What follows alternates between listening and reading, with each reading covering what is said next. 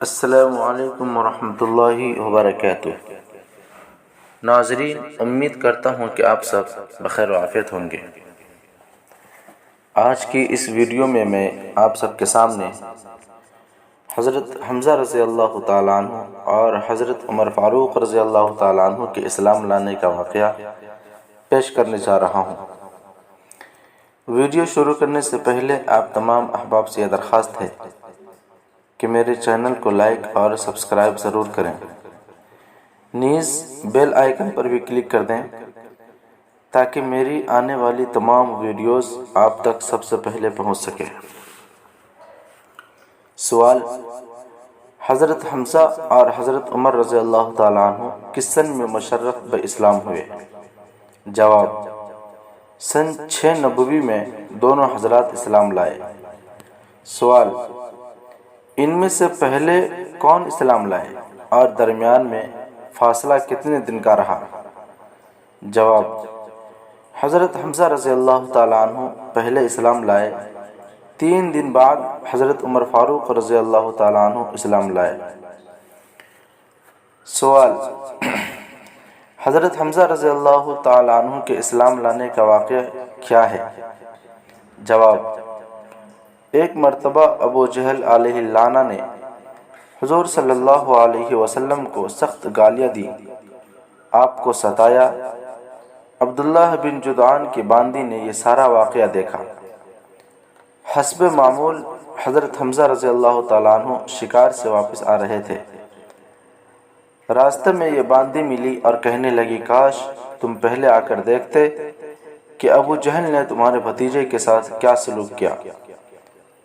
پھر تفصیل بتا کر کہنے لگی، افسوس کہ بنو ہاشم کے اس یتیم کی حمایت میں کوئی ہاتھ بلند نہیں ہوتا۔ یہ سن کر حضرت حمزہ رضی اللہ تعالیٰ عنہ کا جگر چھلنی ہو کر رہ گیا۔ جوش غضب میں خانہ کعبہ میں پہنچے اور کمان اس زور سے ابو جہل کے سر پر ماری کہ وہ لہو لہان ہو گیا، اور فرمایا کہ تم محمد کو گالیاں دیتے ہو، تمہیں معلوم ہونا چاہیے کہ میرا دین بھی وہی ہے جو محمد کا دین ہے۔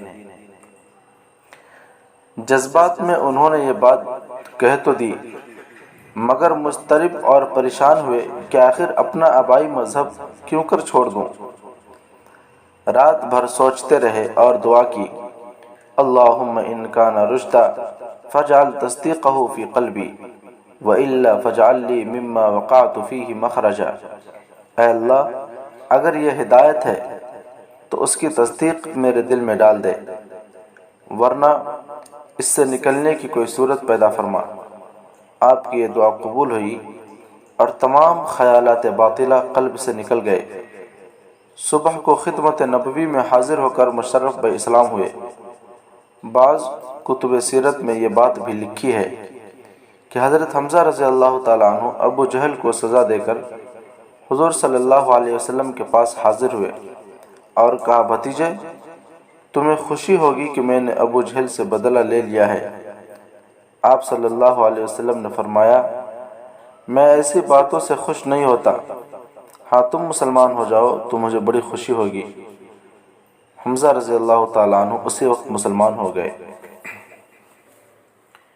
سوال: حضرت عمر رضی اللہ تعالیٰ عنہ کے اسلام کا حقیقی سبب کیا ہے؟ جواب: اصلی اور حقیقی سبب تو ہے حضور صلی اللہ علیہ وسلم کی دعا، اللہم اید الاسلام بعمر بن الخطاب خاصتا۔ اے اللہ، خاص طور پر عمر بن خطاب سے اسلام کو قوت نصیب فرما۔ سوال: حضرت عمر فاروق رضی اللہ تعالیٰ عنہ کے اسلام لانے کا ظاہری سبب کیا ہے؟ جواب: حضرت عمر رضی اللہ تعالیٰ عنہ ابتدائی اسلام میں حضور صلی اللہ علیہ وسلم کے سخت مخالف اور دین اسلام کے زبردست دشمن تھے۔ ابو جہل نے اعلان کیا کہ جو شخص داعی اسلام کا خاتمہ کر دے اس کو 100 اونٹ انعام میں دوں گا۔ حضرت عمر جوش غضب میں ننگی تلوار لے کر نکل پڑے۔ راستے میں ایک صحابی سے ملاقات ہوئی، انہوں نے ان کا رخ موڑ دیا، بہن بہنوئی کے مسلمان ہونے کی اطلاع دی، ان کے گھر پہنچے، مار پٹائی ہوئی، جبر و تشدد سے کام لیا گیا، مگر سورہ طٰہٰ کی آیات انی انا اللہ لا الہ الا انا فاعبدنی واقم الصلاۃ لذکری نے دل کی دنیا بدل دی اور اپنے کفر کا خاتمہ کرنے کے لیے خدمت نبوی میں حاضر ہوئے۔ نبوت کی پرجلال نگاہ جب ان پر پڑی تو اپنی قلبی کیفیت کا اظہار کے بغیر نہ رہ سکے، فوراً کہا ایمان کی چنگاری نے میرے کفر کو خاکستر کر دیا ہے، اب میں گواہی دیتا ہوں کہ اللہ کے سوا کوئی معبود نہیں اور آپ اللہ کے رسول ہیں۔ اشہد ان لا الہ الا اللہ وانک رسول اللہ۔